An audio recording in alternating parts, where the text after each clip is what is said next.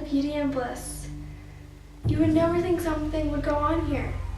Unfortunately, 80 years ago, something terrible happened here. It all started when Adolf Hitler became Chancellor of Germany in 1933. He soon announced himself the supreme ruler of Germany. Then he started to take out all the competition, which were the Communists and the Democrats. He sent them to the first concentration camp at Dachau. Then he started to focus on the Jews.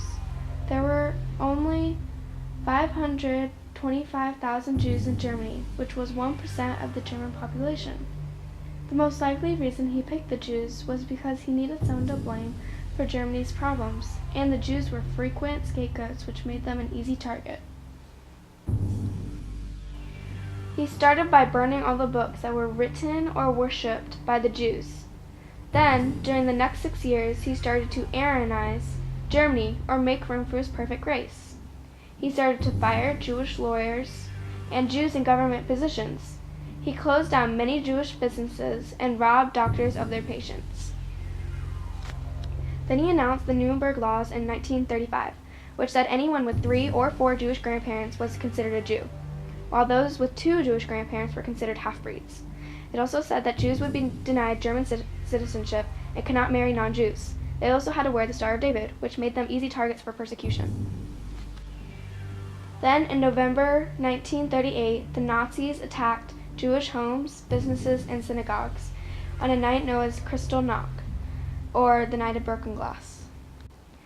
After that, German forces took over Poland and took all the Jews and put them into ghettos to separate the Jews from the rest of Germany. The ghettos were like cities within a city, but ghettos were surrounded by barbed wire and were a great place to starve or get disease.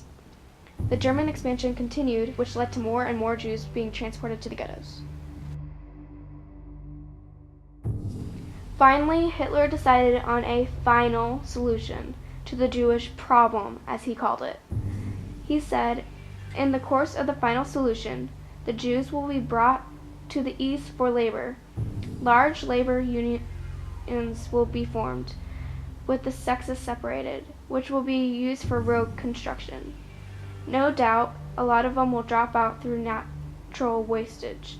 The remainder who survive will have to be dealt with accordingly. Then the trains came, the horrible trains.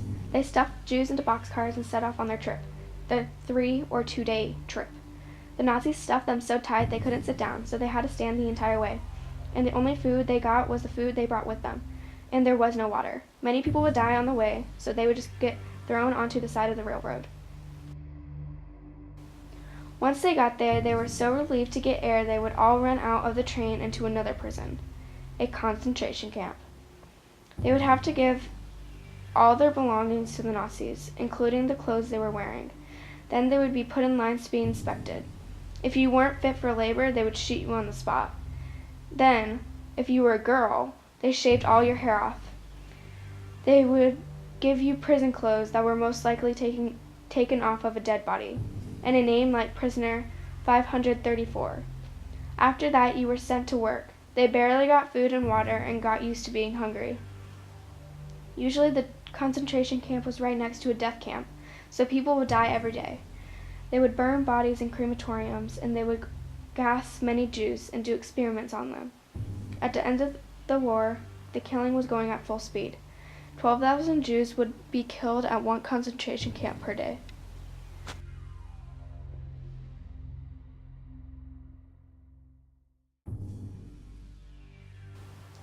Then the war is finally over when Germany surrenders, but German forces had begun evacuating many of the death camps in the fall of 1944, sending Jews to march further from the advancing enemy lines.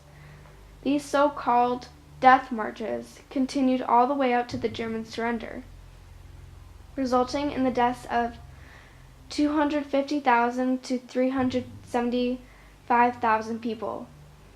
When the camps were liberated, many Jews were on the verge of death. The soldiers quickly took Jews to medical treatment.